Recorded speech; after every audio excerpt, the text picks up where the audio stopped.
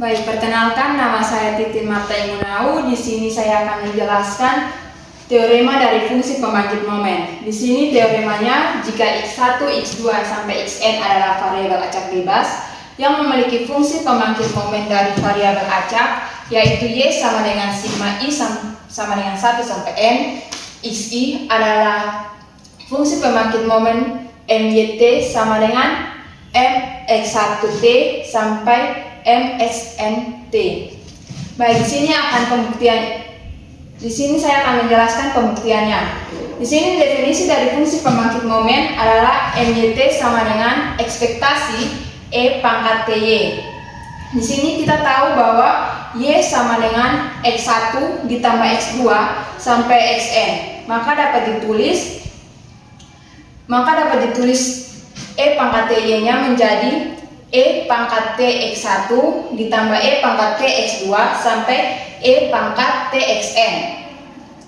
Di sini karena ekspektasi dari perkalian variabel acak dapat ditulis masing-masing, maka kita dapat menuliskan ekspektasi e pangkat t x1 dikali ekspektasi e pangkat t x2 sampai dengan ekspektasi e pangkat t xn. Maka kita dapat menulis melalui definisi dari fungsi pembangkit momen menjadi myt sama dengan mxit dikali mxi dikali sampai mxnt. Baik, di sini kami akan menjelaskan contoh dari fungsi pembangkit momen. Perkenalkan, nama saya Ordina Nenuna.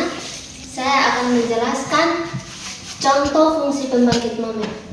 Misalnya fungsi peluang dari x berbentuk px sama dengan 1/4 kombinasi 2 dari x sama dengan 0, 1, 2. Di sini kita akan mencari fungsi pembangkit momen dari x. Fungsi pembangkit momen mxt sama dengan sigma x pangkat e tx kali px sama dengan sigma x sama dengan 0 sampai 2 e pangkat tx kali 1/4 kombinasi 2 dari x sama dengan 1/4. 1/4 ini karena konstanta sehingga kita memindahkannya ke depan, dan 1 tambah e pangkat t kali kombinasi 2 dari 1 tambah e pangkat 2t kombinasi 2 dari 2, kita memperoleh 1/4 1 tambah 2 et 2 e pangkat t ini dari kombinasi 2 dari 1 kombinasi 2 dari 1 sama dengan 2, sehingga kita memperoleh e pangkat t tambah kombinasi 2 dari 2, kita memperoleh 1, sehingga kita memperoleh e pangkat 2t t elemen r. Selanjutnya saya akan menjelaskan teorema limit pusat. Jika x1 tambah x2 sampai xn menunjukkan sampel acak distribusi yang mempunyai rata-rata mu dan varians sigma kuadrat, maka PU acak yn sama dengan sigma i sama dengan 1 sampai n kali xi kurang mu per sigma akar n berdistribusi normal baku 0,1. Sehingga kita dapat membuktikan teorema ini dengan menggunakan fungsi pembangkit momen mtn sama dengan ekspektasi mt yn, sehingga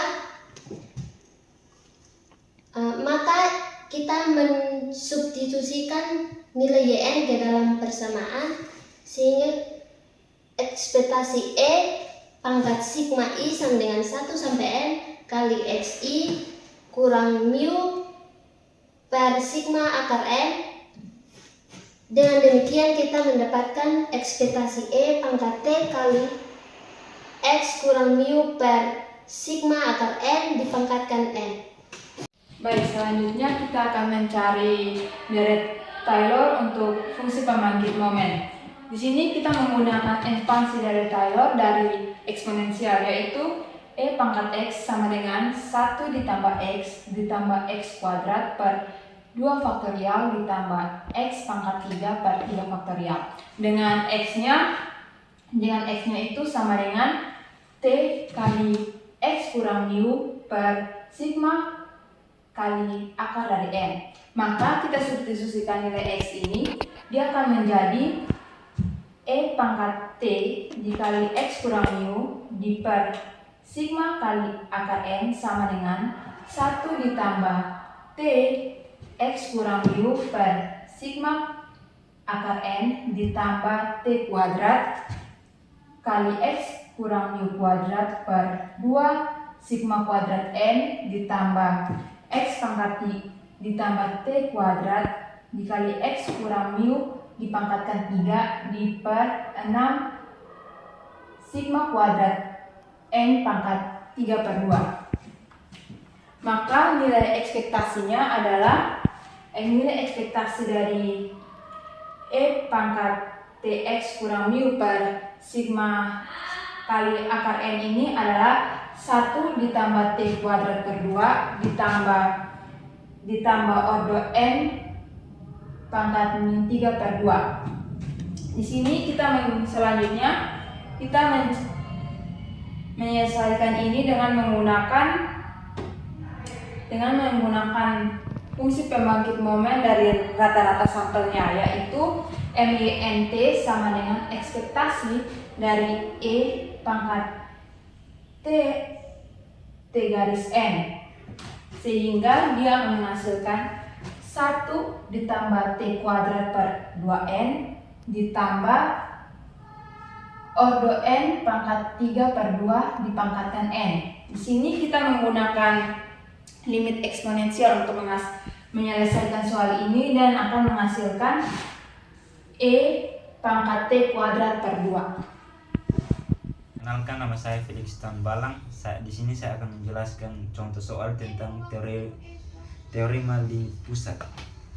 Jadi di sini contoh soal, sebuah mesin mengisi minuman dalam botol dengan volume yang tidak diketahui distribusinya tetapi memiliki rataan 221 ml dan variansi 20 ml. Berapa probabilitas dari satu kerat 24 botol didapatkan isi rata-rata botol dalam kerat tersebut kurang dari 220 ml. Jadi di sini diketahui rataan mu sama dengan 221, variansi sama dengan 20 ml, sedangkan simpangan baku sama dengan akar 20 sama dengan 4,47 ml, sedangkan N sama dengan 24 botol. Yang ditanya P X bar lebih kecil 220.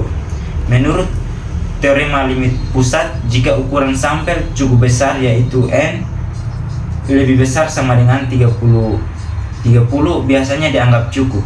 Tetapi dalam kasus ini banyak N sekitar 24 masih bisa digunakan. Maka rata-rata sampel mendekati distribusi normal dengan mu sama dengan 221, variansi per akar N sama dengan 4,47 per akar 24 sama dengan 4,47 per 4,90 sama dengan 0,91.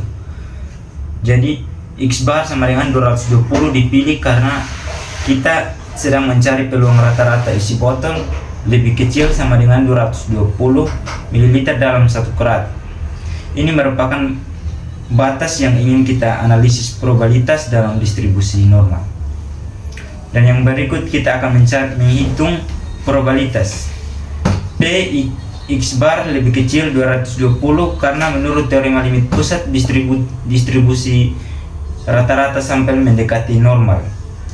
Jadi kita bisa gunakan distribusi normal standar untuk mencari probabilitasnya. Maka transformasi jadi Z sama dengan X bar kurang mu per variansi per akar N. Z sama dengan 220 kurang 221 per 0,91. Yang berikut Z sama dengan negatif 1 per 0,91 sama dengan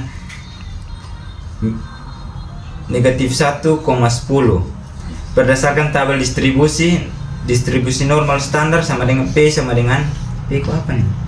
Jadi baik, Z sama dengan X bar kurang mu per variansi per akar N. Z sama dengan 220 kurang 221 per 0,91. Yang berikut Z sama dengan negatif 1 per 0,91 sama dengan negatif 1,10.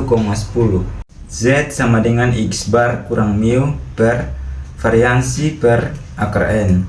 Z sama dengan 220 kurang 221 per 0,91. Z sama dengan min 1 per 0,91 sama dengan min 1,10. Berdasarkan tabel distribusi normal standar, PZ lebih kecil dari min 1,10 sama dengan 0,1357.